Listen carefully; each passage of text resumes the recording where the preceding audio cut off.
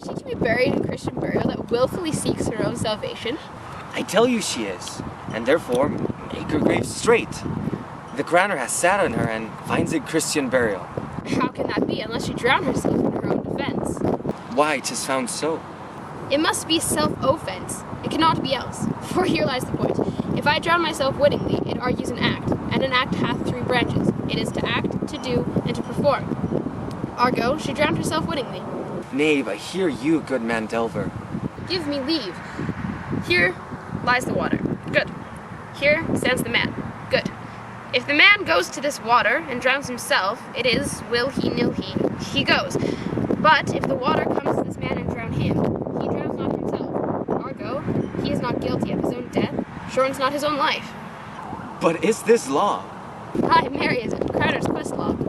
Will you have the truth on it? If this was not a gentlewoman, she should have been buried out of Christian burial. Why, there thou sayest, and the more pity that great folk should have countenance in this world, to drown or hang themselves, more than they're even Christian. Come, my spade, there is no ancient gentleman but gardeners, ditchers, and grave makers. They hold up Adam's profession. Was he a gentleman? He was the first that ever bore arms. Why? He had none. What art a heathen? How dost thou understand the scripture? The scripture says Adam digged. Could he not dig without arms? I'll put another question to thee. If thou answerest me not to the purpose, confess thyself. Go to. What is he that builds stronger than either the mason, the shipwright, or the carpenter? The gallows maker, for that frame outlives 1,000 tenants. I like thy wit well in good faith. The gallows does well, but how does it well? It does well to those that do ill. Now thou dost ill to say that the gallows are built stronger than the church. Ergo, the gallows may do well to thee. Do it again. Who builds stronger than a mason, a shipwright, or a carpenter? Aye, tell me that and unyoke. Mary, now I can tell. Do it. Mass, I cannot tell.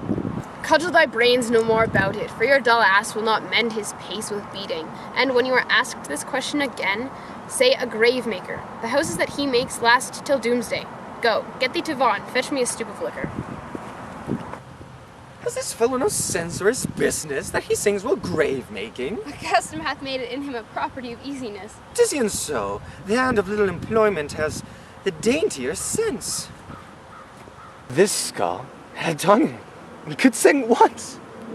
How the knave jowls it to the ground as if it were Cain's jawbone that did the first murder. It might be the pate of a politician, which this ass now o'erreaches, one that would circumvent God, might it not? It might, my lord. Or of a courtier, which would say, "Good morrow, sweet lord, how dost thou, my lord?" This might be, my lord, such a one, that praised my lord, such a one's horses, when he meant to beg it. Might it not? Aye, my lord. Why, e'en so. And now my lady's warm, chapless, and knocked about the mansard with a sexton's spade. Here's fine revolution, and we had the trick to see it.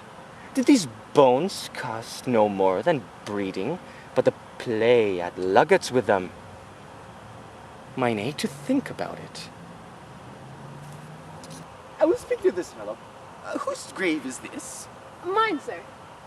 I think it is thine indeed, for thou liest in it. You lie out on it, sir, and therefore it is not yours. For my part, I do not lie in it, and yet it is mine. Thou dost lie in it, to be in it, and say it is thine. 'Tis for the dead, not for the quick, therefore thou liest. 'Tis a quick lie, sir. 'Twill away gain from me to you. What man dost thou dig it for? For no man, sir. What woman then? For none neither. Who is to be buried in it? One that was a woman, sir, but rest her soul, she is dead. How absolute the knave is! We must speak by the guard, where equivocation will undo us. By the Lord, Horatio, these 3 years have taken a note of it. The age is grown so picked that the toe of the peasant comes so near the heel of the courtier. He gaffs the sky. How long hast thou been a grave digger? Of all the days in the year. I came to it the day that our last king Hamlet overcame Fortinbras. How long is that since? Cannot you tell that? Every fool can tell that. It was the very day that young Hamlet was born. He was mad and sent into England. Mary, why was he sent into England? Because he was mad. He shall recover his wits there, or if he do not, it is no great matter there. Why? 'Twill not be seen in him there. There the men are as mad as he. How came he mad? Very strangely, they say. How strangely? Faith, even with losing his wits. Upon what ground? Why, here in Denmark. I've been sexton here, man and boy, 30 years. How long will a man lie in the earth ere he rot? Faith, if he not be rotten before he die, he will last you some 8 year or 9 year. Oh, here's a skull now. This skull has lain in the earth 23 year. Whose was it? A horse on mad fellows was. Whose do you think it was? Nay, I know not. A pestilence on him for a mad rogue. I poured a flagon of Rhenish on my head once. The same skull, sir, was York's skull, the king's jester. This? Even that. Let me see.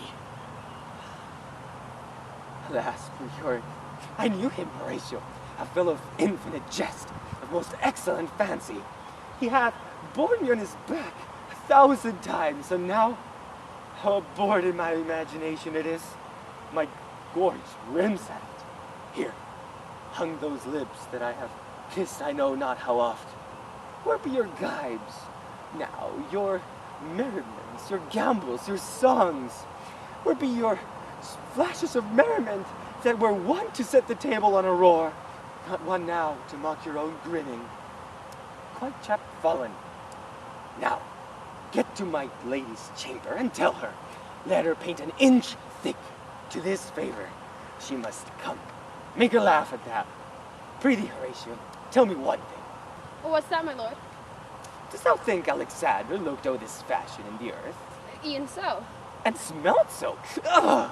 E'en so, my lord. To what base uses we may return, Horatio? But soft, soft. Here comes the king, the queen, the courtiers. Who is it they follow?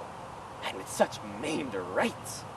This doth betoken the course they follow did with desperate hand fordo its own life. 'Twas of some estate. Couch we a while in mind. What? The fair Ophelia? Sweets to the sweet farewell. I hope that should have been my Hamlet's wife.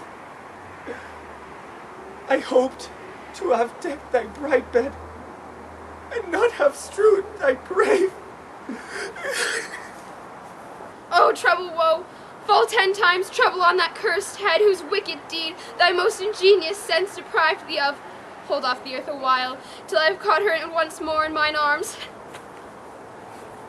What is he whose grief bears such an emphasis? Whose phrase of sorrow conjures the wandering stars and makes them stand like wounded hearers. This is I, Hamlet the Day. The devil take thy soul! Pluck them asunder. Hamlet! Hamlet! Gentlemen! Why, I will fight with him upon this theme until my eyelids will no longer wag. Oh, my son, what theme? Of Ophelia. 40,000 brothers could not, with all their quantity of love, make up my sum. Swoons, show me what thou do. Would weep, would fight, would fast, would tear thyself, would drink up Esau, eat a crocodile. This is mere madness. I'll do it. And thus a while the fit will work on him, anon, as patient as a female dove. When that her golden couplets are disclosed, his silence will sit drooping. You, sir, what is the reason that thou used me thus? I loved you ever, but it is no matter. Let Hercules himself do what he may. The cat will mew, and dog will have his day. Good Gertrude, set some watch over your son. This grave shall have a living monument. An hour of quiet shortly shall we see. Till then, in patience our proceeding be.